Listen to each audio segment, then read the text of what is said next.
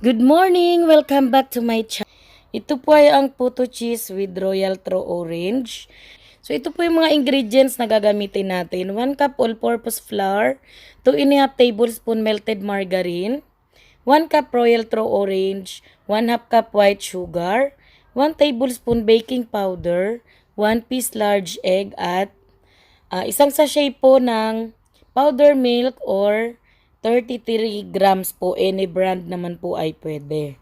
So, ito po yung ating lutuan kasi po si Miss Elma, yung isa sa friend din natin dito sa YouTube, ay gusto niya yung hindi plastic na hulmahan.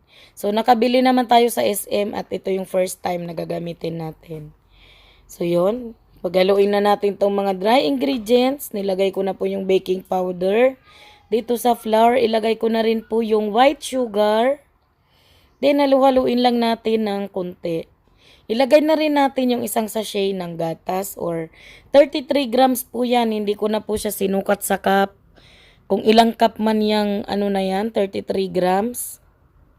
Pero konti lang siya, parang 3 tablespoon lang yung laman niya.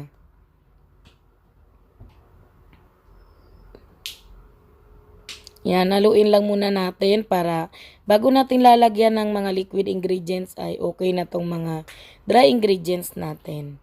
Ngayon naman, naglagay ako ng butas sa gitna. Lagay natin yung isang pirasong large egg. Then, isasabay na rin natin dito yung melted margarine. Yan pong melted margarine na yan ay nabili ko lang yan sa palengke. Kaya siya tunaw kasi tinunaw ko talaga yan ng sadya. Yan, 2½ tablespoon. Tinunaw ko po yan sa microwave or pwede rin po kayong magtunaw sa kawali kung wala kayong microwave sa bahay. Hindi yung iisipin mo di ka na pwedeng gagawa kasi walang microwave. So ilagay na natin yung royal. Di ko muna inubos kasi gano'n talaga ako lagi. Hati-hati muna. Hindi todo-todo. So ngayon ubusin na natin yung 1 cup. So, 1 cup po ng Royal True Orange. Yung maliit na tag 15, may natira pa. Hindi siya naubos. Para sa 1 cup. Kasi 1 cup po yung flour natin. So, every 1 cup ng flour ay naglalagay ako ng ng 1 cup din na liquid. Kung i-replace ko yan pwede kong replace ng milk, ibap, or kagaya ngayon, royal yung nilagay natin. Kaya yung gatas natin, powder. So, haluin lang natin mabuti yung ating mixture para wala siyang buo-buo. Sasalain natin yung ating puto butter. Pasensya na po sa aso namin kasi marami ditong aso kaya maingay sila. Yan, sinala lang natin dito sa ating maliit na salaan. Maliit lang na salaan yung gamit natin kasi 1 cup lang itong gagawin natin. Ayan. So, gagamitin na natin for the first time yung nabili natin na hulmahan ng puto na hindi plastic na suggest to ni Miss Elma kung meron daw hindi plastic kasi hindi raw good for the health. Yung plastic pag nainitan. So, kaya kahapon naganap po ako sa SM at yan po yung nakita ko. So, sa pagigris po dapat kunti lang ako. May dalawa akong nadamihan ng margarine. Hindi ko na matanggal. Kasi po kapag marami kang ilagay ng margarine, nasisira po yung itsura ng puto. Pwede ka rin gumamit dito ng cooking oil, pwedeng melted butter, pwedeng melted margarine, pwedeng olive oil. Kung ganun ka kasosyal, olive oil ka. Ako wala kong olive oil, mahal kasi yun. So, ang gamit ko lang minsan palm oil, minsan coconut oil, minsan itong margarine na nabibili sa palengke na 120 lang ata yung kilo nito. Tapos yun, coconut oil. Gumagawa ako ng sariling coconut oil. So, grease ko lang yan. Actually, konti lang naman yung kailangan natin dito sa dito sa puto natin kasi konti lang din tong mixture natin. So, 18 pieces yung binili ko nito, 240 pesos. So, mura lang po itong hulmahan kasi aluminum lang. Naghahanap ako sa online ng stainless kasi hindi ako satisfied dito sa nabili kong hulmahan kasi mura lang siya. Yun nga, 240 pesos. 18 na piraso na siya. So, mura lang kaya di rin ganun kaganda yung quality. So, alam naman natin na minsan, ang presyo ay depende rin sa quality.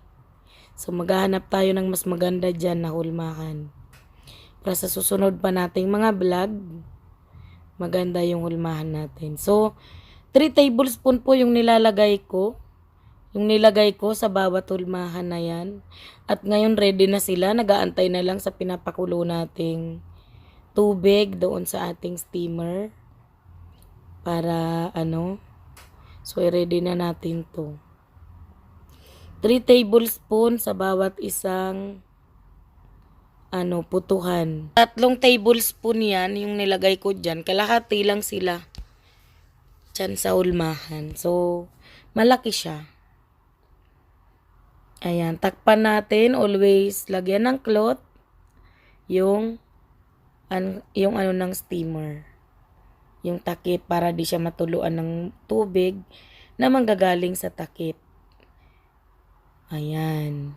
Yan po, 8 minutes na po yan na pinakuluan sa low heat. So, yung dalawang naparami yung margarine, sa pag-grease ay ganyan, tumabingi siya. So, may dalawang tabingi kasi hindi ko naman na siya mapunasan kasi nag-over siya sa margarine. So, ilagay lang natin yung cheese sa ibabaw para So, kung hindi ka mahilig sa cheese, okay lang naman din po na wala siyang cheese. Pwede kang hindi maglagay ng cheese. Optional lang actually ang cheese. Kaso, syempre, puto cheese to, kaya may cheese. So, yun. 8 minutes plus 5 minutes. So, 13 minutes po yung cooking time natin itong puto natin kasi kasi to, 3 tablespoon, medyo makapal siya.